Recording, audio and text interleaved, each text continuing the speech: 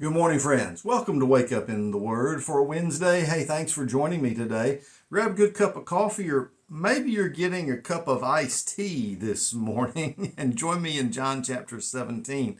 I don't know about where you are, but we are in the Carolinas, and even in the upstate, in the mountains of western North Carolina, in the mountains of Georgia. We're in the middle of a heat wave. Today, we'll have, once again, temperatures getting close to maybe over 100, heat indexes of close to 108 in some places in our neck of the woods. And it's even hotter in some other places. So be careful, be safe out there.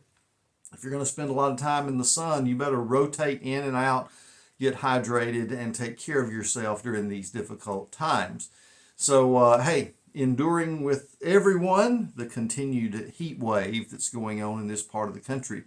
But if you really want to get on a hot subject today, let's talk about the unity of the church. We've been reading this wonderful prayer of the Lord Jesus Christ, the longest recorded prayer we have of him in Scripture.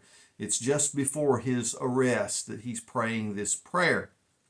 And in particular, I want to pick up in verse 20. We read all the way to the end yesterday, but I want you to notice this because it is a key reason why we want to come back and re-examine it this morning. Jesus prayed this way in verse 20, I pray not only for these, speaking of his disciples, but also for those who believe in me through their word. May they all be one, as you, Father, are in me and I am in you. And may they also be in us, so that the world may believe you sent me. So as Jesus prays this prayer, he makes one thing very clear. Over and over again, he uses the word world in reference to an entire planet full of people, because he's not just laying his life down for a handful of disciples, or for that matter, just for the Jewish people. But the Bible tells us, as Jesus spoke himself, that God so loved the world that he gave his son. And in this particular passage, he's praying now for something that we might struggle to realize the implications of, and that's the unity of the body of Christ. Many have had things to say about this, and I want to just cover some of those comments today. When you go to Bible commentators, Guzik puts it this way. He says it's as if Jesus prayed with this in mind. Father, I have prayed for the unity of the disciples you gave me, yet they are all Galileans. From this time and place, there will be countless others who also become disciples, and they will come from every nation, every language, every culture, every class, every status, and every age through the rest of history. Father, make them one. Sounds like an impossible prayer, doesn't it? How do you get all of those people to be one? And what is it he's talking about? What kind of oneness is this? Do we see that going on in the church today? Are we instead a church full of divisions and distractions? Spurgeon had once said, why are we not one? Well, sin is the great dividing element. Hey, remember that. I think that's an appropriate comment. The perfectly holy would be perfectly united. The more saintly men are, the more they love their Lord and one another, and thus they come into closer union with each other. Clark put it this way. He said, Christ will have all his members to be one in spirit, one in rights and privileges, and one in the blessedness of the future world. So some of this prayer in particular, I think, may be focusing toward what's to come. That ultimate oneness, that ultimate unity is going to happen when Jesus returns and he unites his church. In the meantime, it's up to us to strive for the unity of the Spirit in the body of Christ. Now, Bruce says this, as in the previous prayer for the 11, Jesus prayed that their unity would follow the pattern of the unity of the Godhead, specifically in the relationship between God the Father and God the Son. If the Father is in him and he is in them, then the Father is in them, and they are drawn into the very life of God, and the life of God is perfect love. Now, we need to mention this because at the time I'm recording this in June of 2025, We're wrapping up once again a month in which the world, the secular world, gets out and celebrates everything that God told us not to do in Scripture. Almost every law he laid down according to relationships, marriage, sexuality, and throws all those out the window to celebrate breaking all of God's laws. That's what Pride Month is all about. And yet we have some folks these days that call themselves Christians who gladly raise that flag instead of the Christian flag or alongside the Christian flag. To me, that's the ultimate mockery. And will then say, oh, we just accept all of this as being within the sphere of God's love. God just loves everybody.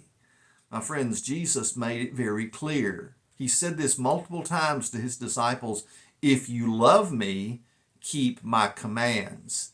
His commands are very clear. And the problem we have today is we've got entire so-called Christian denominations willing to say that this book does not matter anymore. It is no longer relevant, and we will no longer obey its teachings. But yet we still want to call ourselves a church, and we still want to say that, hey, we're all saved. God must really love us, even while we're breaking every single law in his book. Friends, that is hypocrisy at its height. And yet it's going on all around us today. What should we think of this? And can the church still be unified? And can the church be unified in this day and age where it seems like there are entire groups that want to bring division in the church over other issues like racial issues and say, well, see, you just don't understand. You can't, I mean, it's like a new segregation. It's like saying, no, you guys can't worship together. There's no way. It's almost like it's a put down for you to get together with people of other nations, tribes, and languages and cultures. Well, what do you do with the ultimate end in Revelation 7 where we're all together? Well, no, you can't do that right now. You can't have that kind of unity. I want you to listen to a little article that you can find on YouVersion from Tony Evans when he asks the question, what is unity? He said, we've all heard the phrase divide and conquer. In war, this strategy forces the enemy to divide their defenses and leaves them vulnerable. Now, Satan uses these same tactics against the body of Christ. He seeks to divide and conquer because he knows that a disunified church is weak. But what is unity? Unfortunately, many think that unity means sameness. This is not true. Unity is not uniformity. Instead, unity can be defined as any group of people who are characterized by a shared purpose, vision, or direction. It's not about being the exact same, but about advancing toward the same goal. Think about a football team. There are different positions on the field. Each position has different skill sets, roles, and responsibilities, but all players on the team march toward the same end zone because their goal is the same. What we must realize is that race has always been a part of God's plan, but God's plan also included a way to create unity among those different races. That plan's epicenter is Jesus Christ. Through Christ, racially divided groups get reconciled into one body, the church. The church is a place where all distinctions should no longer cause any divisions because of our unity in Christ. Our common goal is advancing God's kingdom through sharing the gospel of Jesus Christ. When believers from every race come together and operate in biblical unity, we will no longer be divided or conquered. We'll be victorious. And that's a beautiful image of exactly what I think Jesus is praying about, praying for. But as you look around in the body of Christ today, you find that we can divide over some big issues which should cause divisions if people are violating God's word. But then we can turn that into some smaller issues and little pet privileges and make the division even bigger. Now, the New Testament warns about folks who do that. Bear with me for just a few other minutes as I want you to listen to what Evans says in a particular article called The Power of Unity. He says, let me state this principle another way. If we are functioning in conflict and disunity, God will limit his work in our lives and also in our church. If we have time to be blessed, but not to be blessings, if we are selfish saints who want things from God but don't want to mess with being functioning members of a local church, or if we're causing disruption in the church by our attitude or our tongues, then we are wasting our time when we ask God to do something for us. In fact, Scripture goes so far as to tell us that if we are people like that, then others in the church need to steer clear of us. Remember what it says as the Apostle Paul is writing in Romans 16:17. He says, watch out for those who create divisions and obstacles contrary to the teaching you have learned. Avoid them. Elsewhere, Paul said concerning the church, he said, if anyone destroys God's temple, God will destroy him, 1 Corinthians 3:17.